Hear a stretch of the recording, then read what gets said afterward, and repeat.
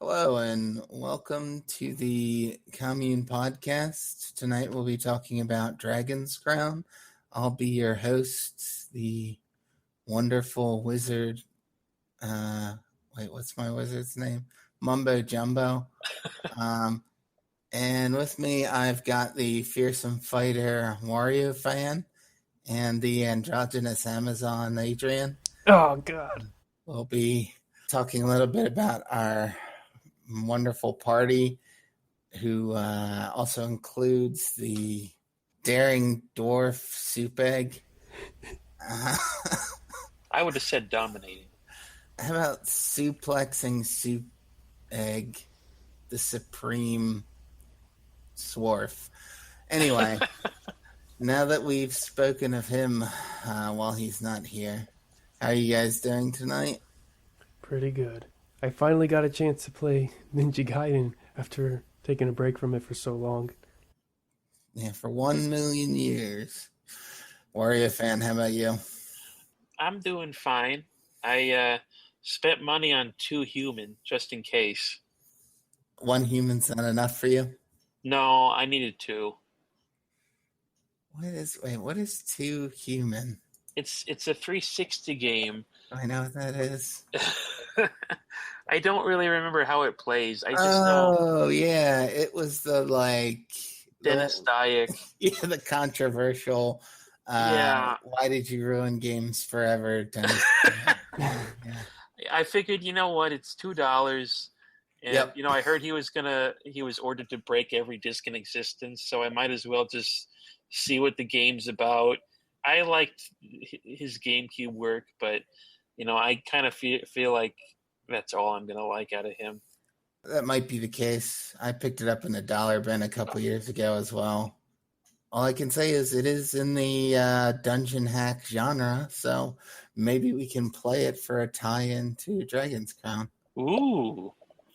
Yeah, or maybe we might not.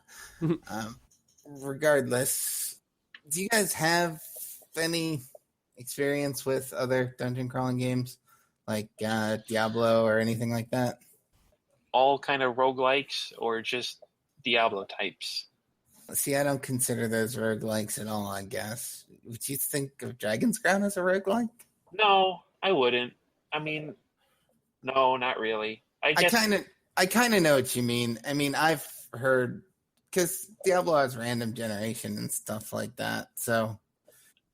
Although, to be honest, I haven't played a whole lot of Mystery Dungeon games either, and I haven't played any Diablo. So your answer is no? Basically, yes. I mean, yes, you're right. My answer is no. All right. Adrian, how about you? I think there was a DS game I played called Orcs and Elves. Pretty sure that counts as a dungeon crawler. Orcs and Elves. Yeah, I've got no point of reference for that.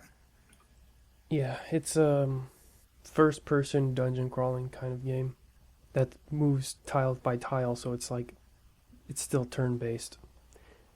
Okay. So it's not really in the action RPG wheelhouse? No, it's not. It's more on the turn-based side of things. Yeah, I guess it's true that Etrian and Odyssey type games are usually called dungeon crawlers as well, but is there a relationship? Anyway, I don't know. So that might be the closest you've come? Yeah. All right. Well, since that's terrible and neither of you have a point of reference, do either of you have a history with beat 'em ups? The belt scrolling 2D kind, let's say. Let's not open it up to Devil May Cry, Ninja Gaiden, etc. Okay. Okay, belt scrollers? I think both of us played that Renegade game for the Commune. That Renegade game. No, I think Shin no Koha was before Adrian's time, wasn't it? Yeah, was it? It was before. Oh. Yeah. Adrian crap. joined for Terra Enigma, I think, which might have been the next one. Okay. Well, I mean, besides what was actually part of the group, I've played some Double Dragon and the Simpsons arcade game. So the basics. Yeah. Same here. The basics. Final Fight, the Simpsons arcade game, and the Teenage Mutant Ninja Turtle ones. Okay. So those all fall into generally, actually, Shin Neketsu Koha is a little different, but the rest fall into generally the same category of arcade games that are single session playthrough, meant to clear with 1 credit, etc. So Dragon's Crown obviously is a lot more complex than that and has a much larger amount of content at the very least. So it needs to figure out different ways to get the player to invest more time, basically. Despite the fact that it only has 9 stages and that those stages can be played straight through with 1 credit, the same way that Double Dragon or Final Fight might be, it instead breaks up the structure and gives the player a stage select and leaves it sort of in their hands to decide what order they're going to play things in and what they want to do with the content that's in front of them. So I think that's the dungeon crawler element to it, the open-endedness, and then the structure of the stages is sort of the beat 'em up element. So we'll start broad and then go narrower. What would you guys say is the goal of Dragon's Crown? Or what is your goal in playing Dragon's Crown? The goal is probably to beat the dragon and get the Dragon's Crown. Although I feel like I'd be, I'm jumping ahead here if I actually give what my definition of Dragon's Crown winning would be, though. Well, put it this way. I know that you've beaten the dragon already and you're still playing Dragon's Crown. So Right. I think it's safe to say that for you is not the terminal goal of the game. Right. You can feel free to jump ahead and say what you think it is. Okay. Well, I think the goal is to beat the dragon on the subsequent 3 difficulties. Yeah, there's the normal difficulty that beating the dragon there unlocks hard, and beating there unlocks chaos. Is that what the third one's called? I think it's Inferno. Inferno? Okay. So you would say that once you beat the dragon in Inferno, you'll probably put down the game? Possibly. I mean, that's at least the game where the story seems like it will end. Okay. After you beat the dragon on normal mode, you find out that you, if you go to church, you find out that you resurrected one of the goddess statues. Go to church, Warrior fan. What is this, 1952? Well, listen, you know, I'm not, you know, if you're an atheist like Ranny, you know, I'm not going to judge you. But if you happen to pop into the church and visit the statues, you'll notice that one of them was restored. So she says, hey, you should help me out and save the other 2 goddesses. So it goes without saying that beating the game on hard and then Inferno will restore the other 2 goddesses. So in sort of a cool way, beating the game on the harder difficulties is actually canon to the story. And yeah. I think that's a pretty good way to encourage people to keep playing. So for you feel like you have a pretty good idea of where the story's endpoint is going to be, and right. If the game follows through on what it's promising, then that will be the end for you. Right. How about you, Adrian? What do you think of the game's end goal? Yeah, for me, same with Wirefan. I want to destroy the other 2 dragons and resurrect those 2 goddess statues. Another one is the Chaos Labyrinth, getting to the deepest floor that I can get until I determine either that I can't do it or it's no longer worth it. But I'm pretty sure I can probably do it. That's sort of like saying that you think you know where the story goal is, because theoretically, Warrior Fan could beat the end of Inferno and the game could be like, oh my God, there was a 4th statue in the back of the church that no one had gotten out of the closet for 10 years. But likewise, you think you can get to the end of the Labyrinth of Chaos. So at this point, that is probably your goal. Yeah. If there's a challenge mode, I'll probably go for it. Okay. Although, of Chaos kind of stopped us because we did all we could on hard mode. Yeah, so the Labyrinth of Chaos, just to quickly contextualize, is the mode that's unlocked after first beating the dragon that creates randomly generated levels for the player and lets them play through in sequences of 3 stages at a time. It has 3 stages in hard mode, 9 stages in Inferno, and then maybe after beating Inferno, it has 99. I know at the end it has 99. So I think that's a completely different dungeon, is what I was getting at. Is what I thought I saw. the 99 one you think is not the Labyrinth of Chaos? No, that's like, I think they said that was a separate bonus dungeon on another hard mode they patched in. Okay, that might be the Yeah. case. So that just goes to show how much Dragon's Crown has lurking in its depths that we're not Yeah. even sure at this point That's true. what is there. But suffice to say, there is a auto-generated dungeon, and that it ends at some point, and that it is probably the hardest thing to do in the game. When you're playing the game, basically you create a character and start at the beginning. And each time you create a new character, you sort of start the game again. There are some things that carry over from one to another, like their equipment, and you can start at a higher level at a certain point. I'm actually curious to see if beating hard lets you start characters at a higher level. I doubt that's going to be the case. But the idea is that you'll be playing through the same content more than once if you want to experience everything the game has to offer. So, given that's the case, would you say that playing with one character to see the dragon or to reach whatever your desired goal is would be sufficient to complete the game, or do you guys feel like you really need to experience additional characters? For me, if I do reach the 99 floor one, that would only be with one characters. So I would still want to see if I could do that with the remaining 5. So for you, you feel like that would be unique content? Yeah, just switching from Amazon to Sorceress, they play different enough that it, in my mind, justifies me going for those extra challenges. Yeah, it makes sense. Warrior fan, would you like to see the completion of the story with all of them?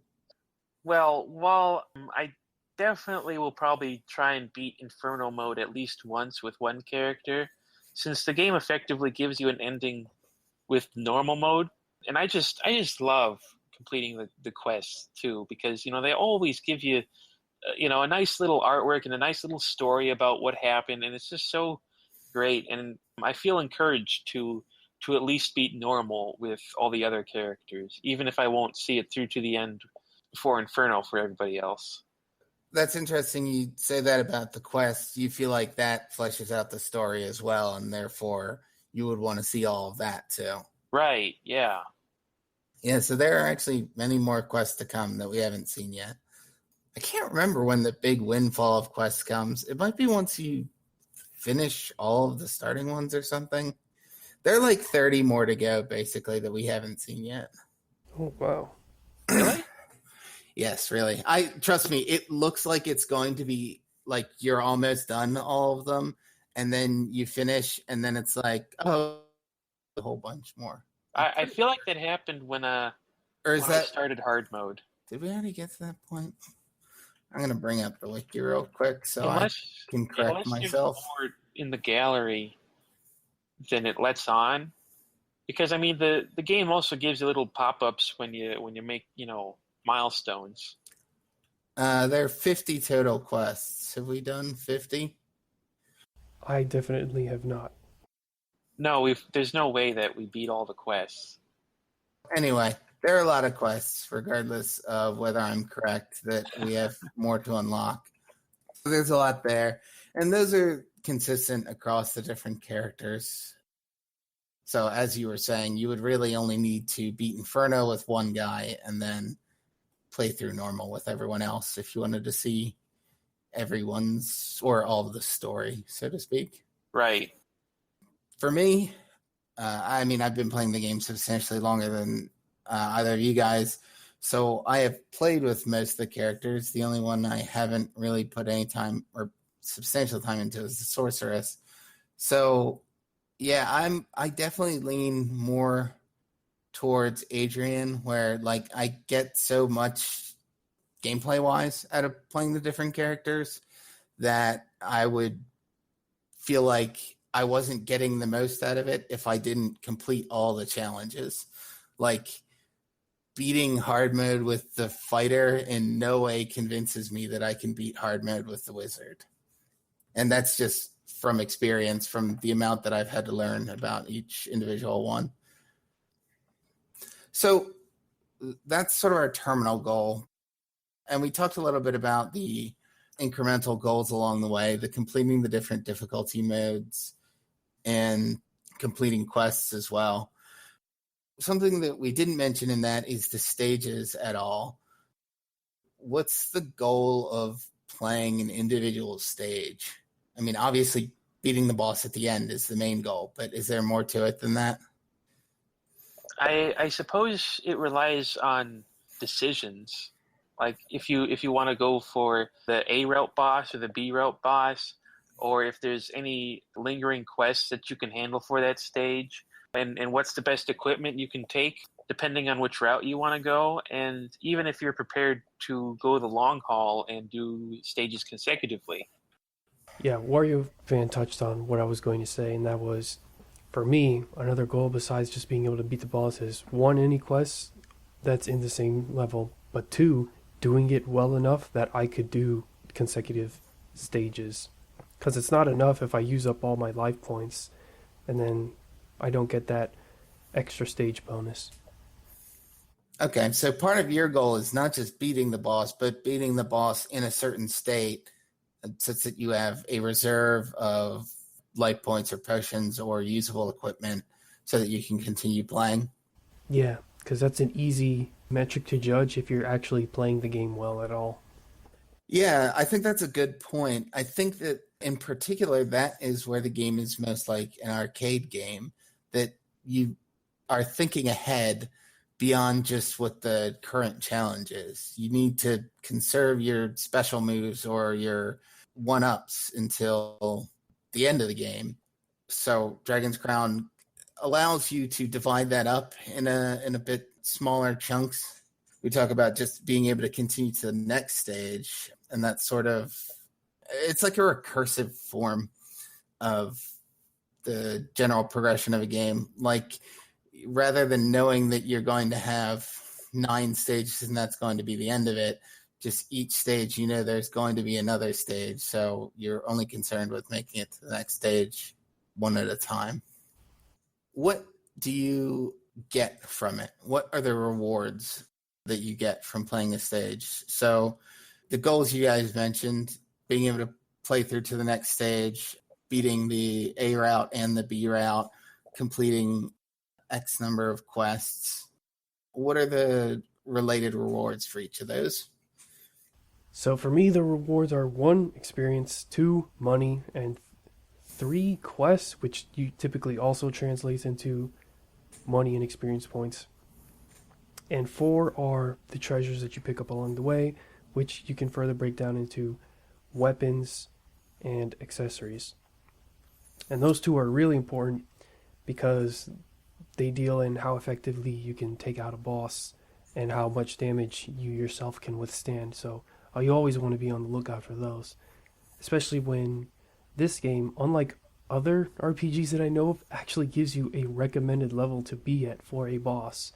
So you can be all gung-ho and take on a boss when you're way under leveled, but if you notice it's taking a long time, another goal you can set up for yourself is you probably need to get some better stuff. Yeah, that is pretty neat, especially because then on the flip side, it's like if you steamroll a boss, it's a little deflating to be like, oh, I was level 35 and it recommended level 18. Yeah. Well, that's the benefit of the extra hard modes. Or just re-rolling a character. Yeah, so in there you mentioned quests. Wario Fan, what are the rewards you get for completing a quest? You talked a little bit about the story earlier, but what else? Much like beating a level, like Adrian said, You can get experience and money, and what ties into that too with experience is that sometimes you'll get skill points too. And some quests will even just outright give you skill points, even if you're not going to level up from beating it. Right. So the game has sort of two forms of character building. One is through direct experience level, which contributes to character level, which determines stat points, basically. And the other is with skill points, which are allocated once, one per character level, and then, as you said, sometimes with quests as well. Basically, that means altogether for each level you're completing, you're looking at rewards of, what was that, almost 5 different forms: experience points, skill points, gold, items. Oh, there's one more. There's one really obvious one. Talismans? Yeah, talismans. So, explain talismans, Warifan. Talismans are the rewards you get if you do the B route, and those are what you need to do if you want to truly advance the story. Right. So essentially, every stage has a talisman. I mean, you already have the difficulty mode you're on, but even within that, the A and B routes are basically like the easy and hard within the stage itself.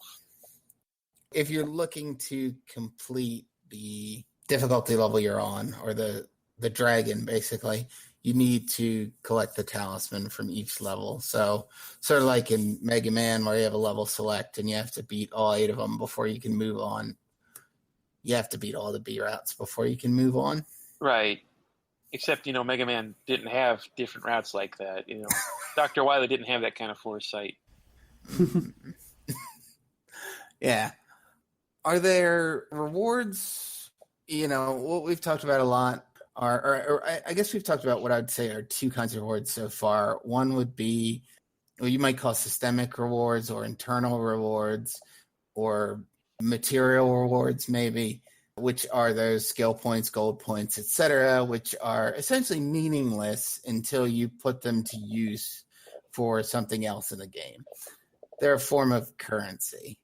Then there are content rewards, as we talked about, the concept artwork, the storyline, the individual stories for the quests. What about rewards that are affected on the player, essentially? So, like, I would say, if I beat a boss in Ninja Gaiden, then part of the reward is knowing that I was able to beat that boss. Could you guys break it down any further than that, or do you feel like that's something that's applicable in Dragon's Crown? That's probably applicable, but I'm probably not going to be the one to have a good answer for that, considering that I'm more familiar with the fighter, and the play style with him is just, fight, fight, fight, fight, fight. So that not being a reward for you is a valid answer, right? I guess you could say that. I guess Adrian would be better equipped to answer, because, like with the Gazer boss fight where he disables the magic, that's going to be a hard time for the wizard and the sorceress. You feel like there's not too much individual reward that you get from the levels yourself? Not as a fighter. I think that's the thing with the fighter. He's just sort of like a very casual, friendly sort of play style. Kind of a one-size-fits-all. Yeah. Do you think that's affected at all by the fact that we're playing in multiplayer for you? Or do you think that that's true while you're playing by yourself as well? Actually, I did have kind of an easy time playing by myself as the fighter in normal mode. Okay, well, that's fair enough then. Adrian? Yeah, for me, that definitely is a reward. Just learning how to play the game better. But I think one of the things about Dragon's Crown is that because of the way it's structured, with the RPG elements, it is structured so that even a more casual player can go through and have fun, even if they're getting the crap kicked out of them, because they can always just continue, should they have enough gold, and should they replay stuff so that they get good enough weapons and armor to deal with a challenge without having to think too much about it. But for me, I still have the option to play the way I usually like to play, which is doing it while not being hit. I like being able to do that. Dragon's Crown does offer that for me. Do you feel like that's reflected in your score at the end of a level? Do you even pay attention to that? The numbers are usually so high that I can't make sense of it, but sometimes I still get that reward regardless of what the score says. As you know, I can still learn the boss even though he did take out 3 of my life points and ended up having me continue. It is, though, harder to do that on multiplayer, though, just because typically there's so much going on screen, and even the individual enemies, they can be taken out so quickly before I have a chance to observe how they behave. It's probably one of the reasons why they let you play a few stages by yourself before you can even unlock online mode, so you at least have a sense of how enemies act and how bosses, at least the A bosses, behave.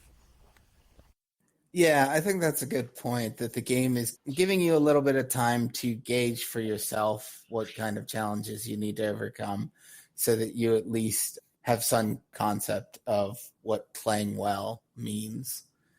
Yeah, for me, I am especially perceptive to things like how many times do I hit an enemy before they even afflicted by knockback or stun. Because one of the first things I noticed off the bat is that majority of the enemies in the game don't actually take hit stun.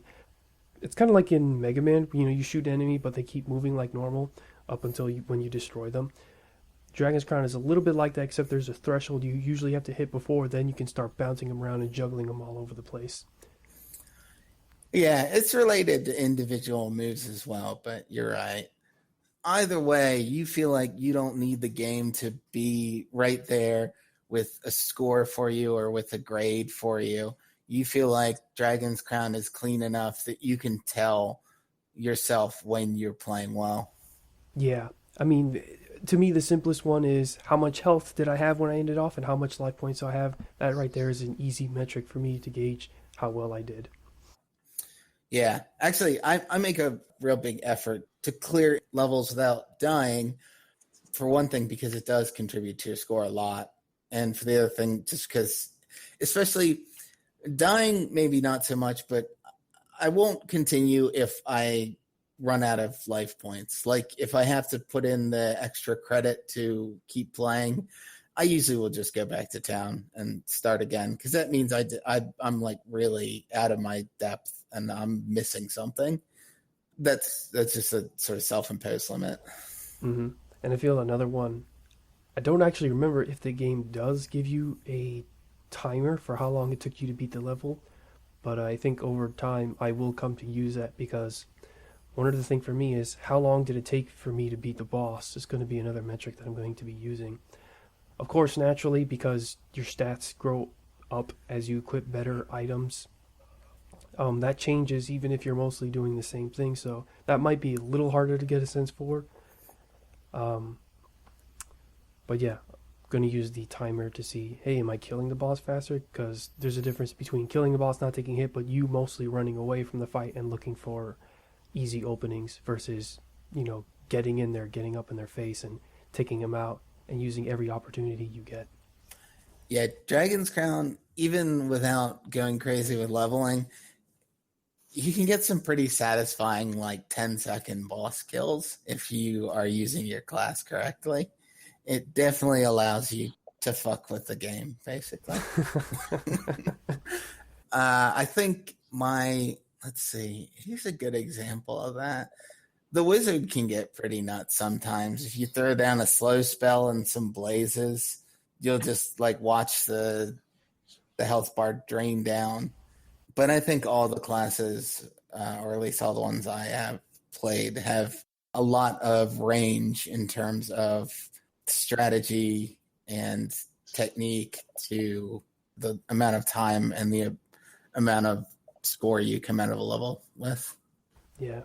Actually, one that last one you brought there, techniques with individual characters. That's another one I'd put for rewards. Learning how to use their individual moves better, how to sequence them better to get the most damage from a combo. Yeah, I mean, that makes sense as an action game. You're looking at, what the timing is for every move, what the range is, etc. So it can affect every situation, basically. Even though I do play pretty reckless with the fighter, and I tried playing reckless with the Amazon, but I feel like I wasn't getting the same kind of results. But it occurred to me that even as the fighter playing recklessly, I was still able to pick up on when I'm in too deep, even as a fighter. Like when the Gazer or the Warlock do one of those ultimate attacks, where you're just gonna get automatically dead if you don't defend. I realize that I do pick up on when those sort of things are happening, so that I can go away and just sit there and defend until the attack sort of passes over, or even with the dragon too. Yeah. Yeah, it's good you mentioned that because I think what you're seeing is that there's sort of a range of things that may affect you or may affect your technique. And so while Adrian may be looking at the exact timing of every move and get a certain amount of, like a really deep amount of reward out of that, even at the most basic level of playing, which sounds like an insult. Even if you're just button mashing through the game, there are still points where it is forcing you to have some level of knowledge, forcing you to be ready to react in some way. So, like, you're still getting a reward out of learning, like, when the meteor attack is coming or when the Gazer is going to bite your head off or whatever. Right. Yeah, so that's good. It shows that the game is, providing that kind of thing, at least at a very basic level for every player. Yeah. So, in terms of the material awards, we mentioned skill points and experience points. Experience points, I think, are pretty plain. There's definitely nothing unique about Dragon's Crown in either sense, but experience points in particular are just going to add to your character level, add to your stats. But skill points, I think, are more interesting because the player has a bit more choice what to do with those. And money, to a certain extent, is the same way. Basically, the player has a choice of what to do with that. So that's what I would consider an incremental reward. Basically, having a lot of money in your bank account doesn't do anything for you. The real reward is what you can buy with your money. Are there ways that you guys prioritize those things, basically? Warrior fan, I know you're out of gold all the time. So are there decisions that you make basically to try to get more gold out of stages or whatever? I go to church and pray for more money. Well, actually, that first week we played, I was pretty desperate for money because I kept appraising every item I could find, and then you guys tipped me off saying, hey, it's probably not a good idea to be appraising equipment that you aren't leveled yet for, and it's probably not a good idea to be appraising equipment that you can't even equip with your character. So then I realized, oh, well, that'll save me tons of money. And the game is not totally clear about that. That's really not your fault. It is not obvious that appraising always loses you money. Like, you would think that sometimes you'd appraise something and it would be worth more than it costs to appraise, but that's almost never the case. Yeah, because you do have a choice between, you could sell it before appraising it, but you could appraise it and sell it for more money, but you'd still lose out on the money. The difference doesn't really make up for it, I think. No, it never does. Yeah. For you, it was just a matter of managing what you were doing with your other rewards, basically managing what you were doing with your items. Right. Helped you reach more gold. And then I could afford all the runes, and, eventually I'm going to afford some voice acting. You've got that goal, yeah. Yeah, I should have said that for beating the game. That's when I'll beat the game when I get 6 million gold. Yeah. Adrian, how do you prioritize the material rewards or maximize them or whatever you want to say? Yeah, it just came to my attention. I don't even use my money on the runes because I'm still just trying to learn how to get good with my own skills. But yeah, the main thing is for appraising items, obviously buying healing potions because, when I was at Amazon, she is deadly but still fragile, so I would end up burning through my healing potion, especially when we were doing, long calls or going through the Chaos Labyrinth. So now I regularly check to see if there are any, healing items in the magic shop.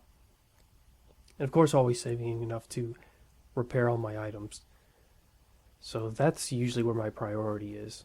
So do you find that there's a fair balance? Essentially, you're getting as much gold as you're using, or are you getting way more than you ever need and you're just not thinking about it? I'm getting way more than I actually need. Sometimes I just end up appraising more items than I actually need to. I have fallen into the trap of, oops, I appraised something that was level 45, but my Amazon's actually level 35. Yeah, well, that happens. How about skill points? I mean, I know for me, I always play quests first whenever I make a new character. Like, I'm doing everything based on quests because you get skill points for those. And skill points to me are the best reward in the game because they let you customize a character. So they allow you to basically focus on your play style. Do you guys feel like you're getting a pretty steady flow of skill points, or like there are droughts to it? Or I know, Adrian, at one point you said you had like 10 built up or something like that. Yeah. So do you cash them in frequently or what? I cash them in pretty infrequently, yeah. Especially when some of the later skills require, 3 per additional level. That's when you really see me not using them at all. How about you, Warrior Fan? I try to do it when I can, although I think I tend to put more into passive rewards rather than active ones, Okay. which again kind of goes with my recklessness because I'm so busy bashing the button, I kind of forget I can do this move and that move. So that's why I put more into passive, so that hey, I can pick up a penny and get 500 HP. Right. That's good stuff. You don't want to have to think about it that much. Yeah. Okay. We'll talk more about skill points, character building, and stuff in the next podcast because that's going to be our focus. So I don't want to go any farther down that road at this moment. We haven't talked about what's actually in the stages so far, other than bosses and things that you can complete. We know there are multiple routes and stages, but do you guys feel like the stages are distinguished? Like, do you have a favorite stage or a stage that you really hate playing, or one that's way easier or one that's way harder? Like, do you find that they're individually notable? Yes. I usually find them notable in the sense of, boy, this gets really hard with multiple people. I think it's the not Bilberon. No, I think it is Bilberon Subterranean Fortress, the one where you had to go in without waking up the orcs. Yeah, that one room that just lights on fire. Damn that room. Especially when there's multiple people, because sometimes you don't know where that camera's going to go and can pull you into it. Yeah. I know what you mean. That's pretty damn annoying. Yeah, and I believe the ghouls appear in more than one level. I don't know which one they appear the most. There is one called the Catacombs, right? Yeah, Castle of the Dead Catacombs. Yeah, Castle of the Dead. I don't look forward to those ghouls for one major reason, is that they can grab me faster than I can react. So I try to outspace them as best I can. Of course, that also involves me playing fairly sheepishly. You find that those individual segments are more notable than the levels themselves? Like, you're more thinking about like where they're going to be ghouls than like stage, or I mean, then like Bilberon is really hard to get through with all your HP intact. Yeah, and then there's stuff like, the Magic Carpet, where that one is actually the Mage's Tower, I believe. Yeah. So I can still like piece them together, but yeah, it usually set pieces like those, or particularly reoccurring enemies that make the stage stand out for me. Okay. How about you, RFM? Yeah, I think it's pretty easy to find something distinctive in most of them. Like in the Catacombs, you got girls to rescue, and then you fight a bunch of vampires, or how there's the Magic Carpet ride, or the boat ride, where even in the boat ride, whether you win or lose will determine if you go to certain parts of the map. And even if maybe the A route isn't so interesting, the B route could still have its own unique things. Like I forget which level it is, but one of the B routes has like crumbling floors that you can't stick around too long for. I think that's Old Capital. That or Forgotten Sanctuary. It might be Forgotten Sanctuary. Old Capital and Forgotten Sanctuary, I just can't tell apart in my head. I know one has demons and one has something else, but I can never remember which is which. Adrian had mentioned how ghouls show up in multiple stages. I believe there's no enemy that shows up in only one stage. I could be wrong. I haven't really gone through the enemies one by one and thought about this. But the pirates. Yeah, I think you might be right. I mean, I guess because they're more of a boss, but you're right. They do show up prematurely in that one bit. If you go on the pirate ship, right? Yeah. Do the bees show up anywhere besides the Lost Woods? Yeah, the bees are all. Oh yeah, the bees are everywhere. Okay, yeah, they're in Wallace. They're in Ancient Temple ruins. Yeah, it's funny because the neat thing about Dragon's Crown actually is the way that you transition to different looking areas, even though. So just because you're in the Lost Woods, that doesn't keep you from eventually going into a cave where you're riding a boat. Yeah, that's one of the reasons why I sometimes have trouble keeping the levels apart, because it's like I always remember what the first screen is, but then after that, sometimes it changes a lot. Yeah. Like in Wallace's Underground Labyrinth, you start in like some pretty regular looking dungeon-y corridors, and then you end up in Mushroom World. Oh, now I get it. Wallace and Ricky, Walt and Mickey. Man, I didn't put that together, the Wallace part. Good catch. All right, fan. Jeez, I thought Wallace is such a weird. They must have picked that name specifically. Oh, that's why. I thought you were gonna say Underground Labyrinth, mushroom levels. Oh, it's Super Mario Brothers. Oh, it's so obvious. I mean, you get all these mythical medieval names, or fancy sounding names like even Joseph Samuel or whoever the guildmaster is, and then there's Wallace. A fun name. So basically, there's a certain amount of diversity in the stages, it sounds like, but it mostly comes down to individual set pieces that kind of distinguish them. The the stages are presented in a specific order, and when you initially play the game, you have to play them in that order, which is basically the tutorial. After that, you can select any at any point, and if you, after completing one stage, you can continue to the next chronologically or whatever you want to call it. I really geographically, maybe. Yeah, geographically. That's a better word. You can continue to the next geographic location, and you can continue ad nauseum. Do you guys feel like there's any logic to the order of the stages, or there are certain sequences that have any logic to them? Do you mean the geographic order, like going from the Lost Woods to the ghost ship? Yeah, so like, do you think that the Lost Woods is at the end because it's the hardest, or is it just kind of, are they all pretty equal in terms of difficulty and the overall content of the stage? I didn't really piece it together before. I just sort of figured that, that was just the order they put it in. But thinking about it, it does feel like that the pirate boss is pretty easy, since that's just a gaggle of mooks, and the Gazer boss is pretty hard because that guy. I mean, he warps through existence, and he's a pain. Adrian, what do you think? Yeah, I can't make sense of any logical progression. Warrior Fan even touched on the example I was going to use, where that fight comes later, but that's definitely a lot easier than the Harpy and the Minotaur, their respective stages that you fight before. So trying to piece together Wait, you play the Harpy and Minotaur before what? Pirates. before the level where you fight the pirates.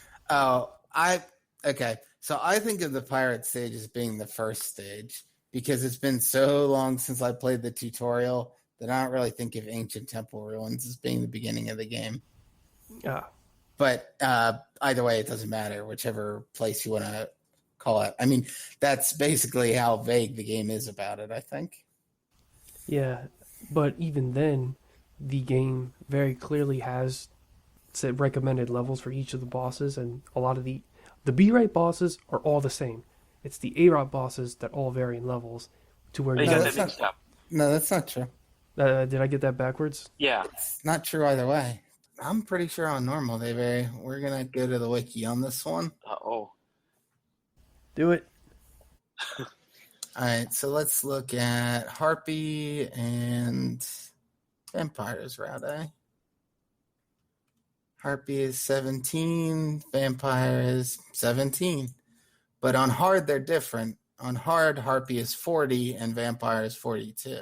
Yeah, I think that makes sense because normal is, where they intend for you to begin the game. So even if the boss strategies differ in difficulty, it seems like that once you're level 17, you can take on all the A route bosses pretty easily.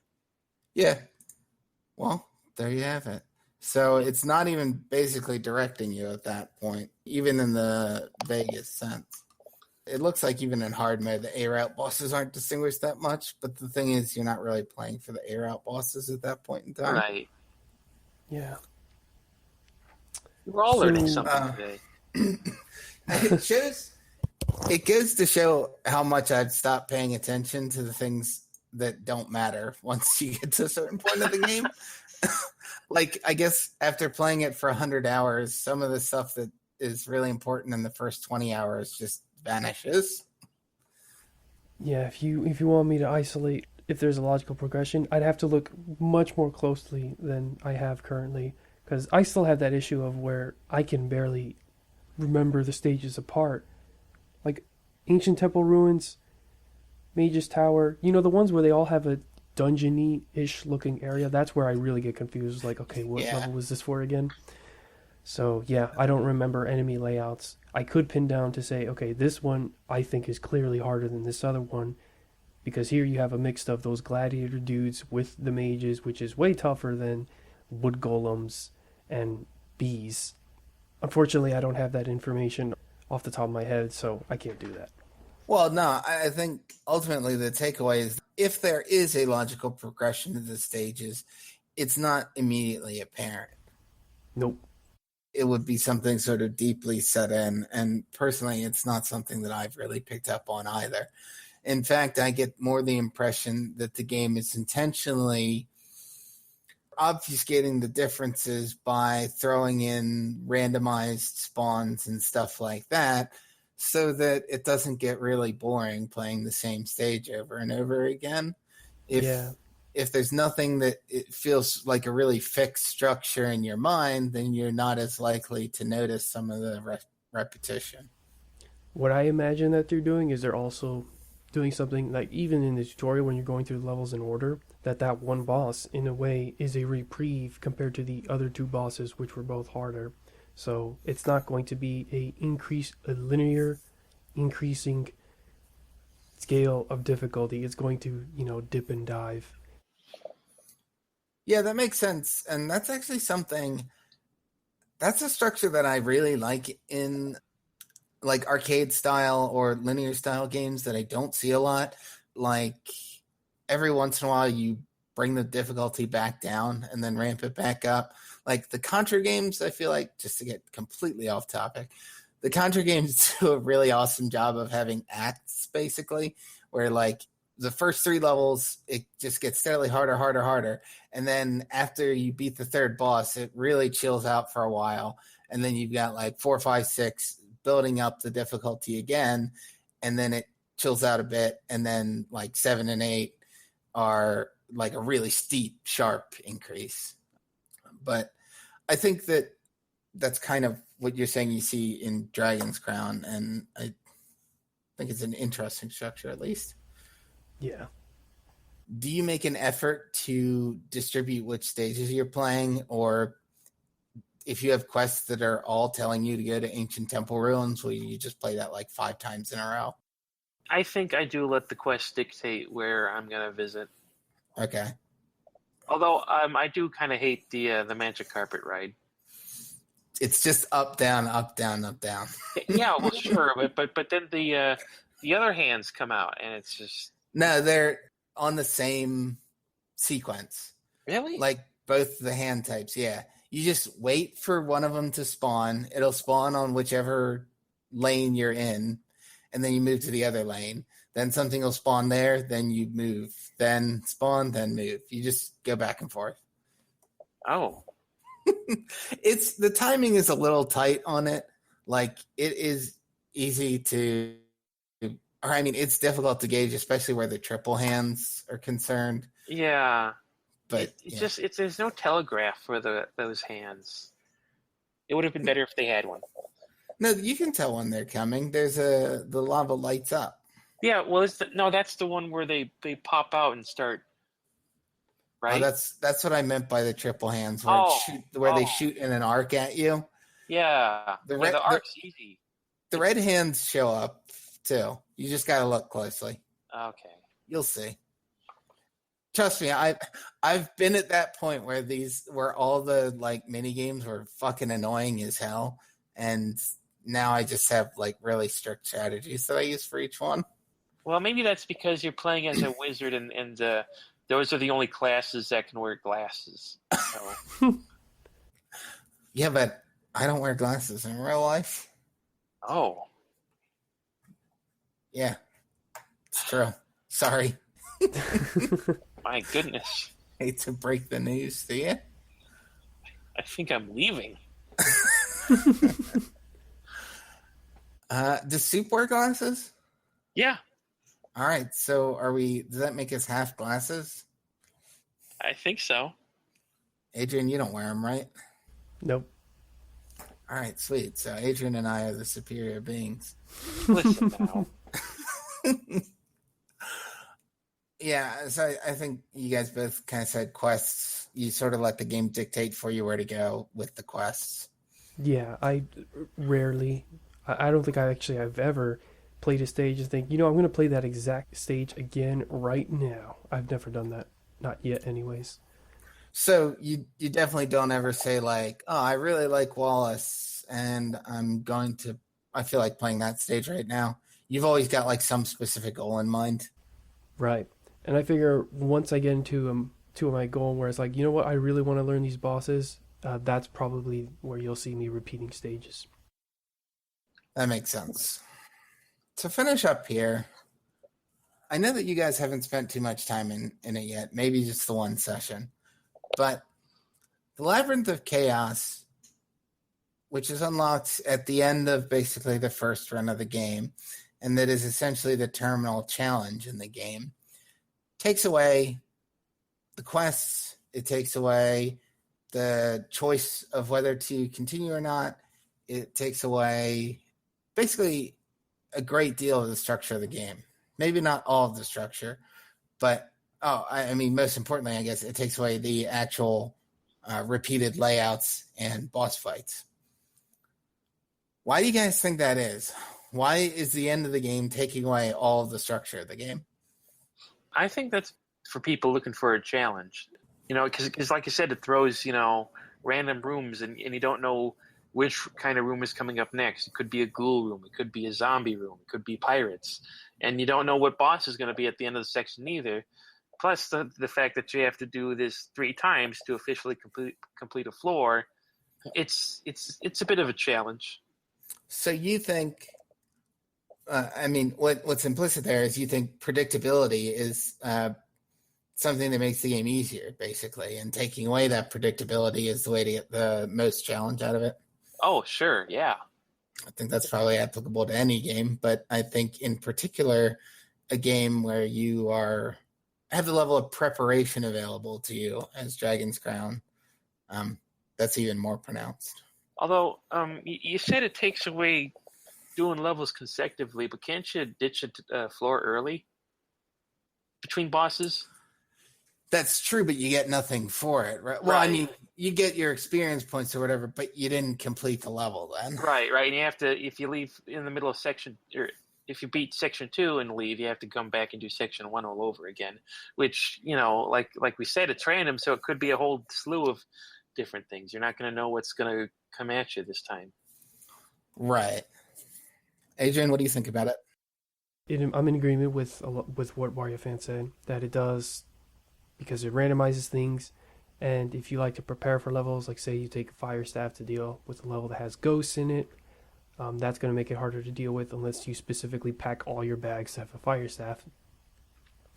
But what also does is that, one, it makes that aspect of having multiple bags more pronounced because you're forced to do consecutive levels, whereas in the main game, or the main campaign, both normal, hard, whatever, you could always do one, do the B route, get your talisman, and then exit back to town.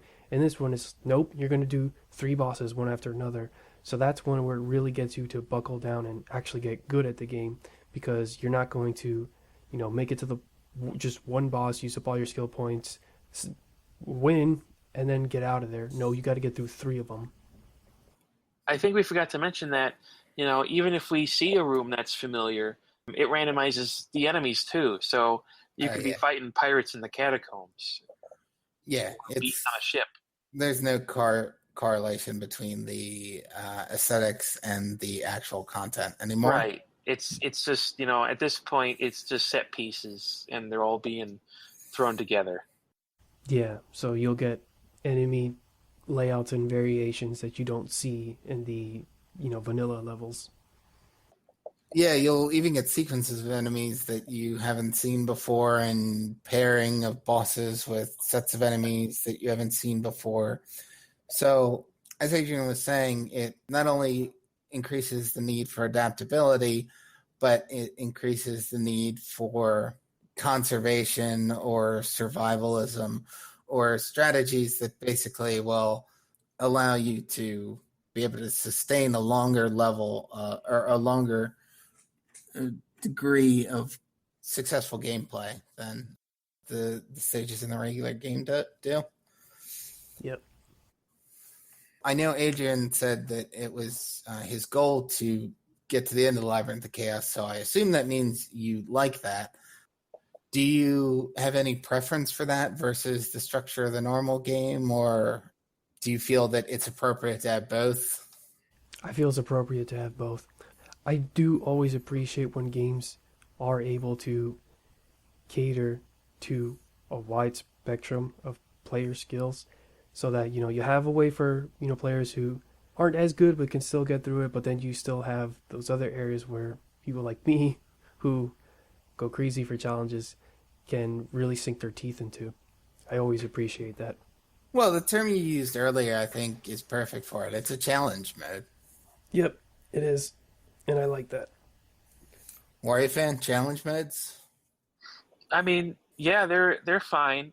Sometimes I'm not always enthused about going in there, but I know the reward the rewards can be pretty great, so I put up with it for that. Okay, so you got your eye on the prize. Yeah. All right. Well, I think that about does it for a discussion of the structure of Dragon's Crown. I think there were a lot of very good points there and a lot of good observations. And I think Dragon's Crown as a whole has a pretty successful and interesting structure that manages to capture aspects of both technical arcade gameplay and strategic RPG gameplay. Next time we'll come back and talk about what we get out of creating different characters, what our different strategies are, and how we think customization affects the action of the game. So thank you guys for joining me. Any final words? Yeah, an addendum to the Chaos Labyrinth. That is the mode that actually goes to, beat 'em up arcades, or at least a 1 credit clear version of those, or you got to get through a large amount of these challenges in pretty much one shot. It definitely does put more emphasis on that. Wario fan? Playing this and what you've been saying about how it's like the arcade Dungeons and Dragons game makes me want to see if we can play those games together too. I had that at the back of my mind as well. So I think we should definitely consider that. All right. Because I enjoyed those games a lot. And I think those actually would be a real good counterpoint to what we've seen in Dragon's Crown. So hopefully that will be in our future as well. Either way, thank you everyone for listening, and good night. Night. Good night.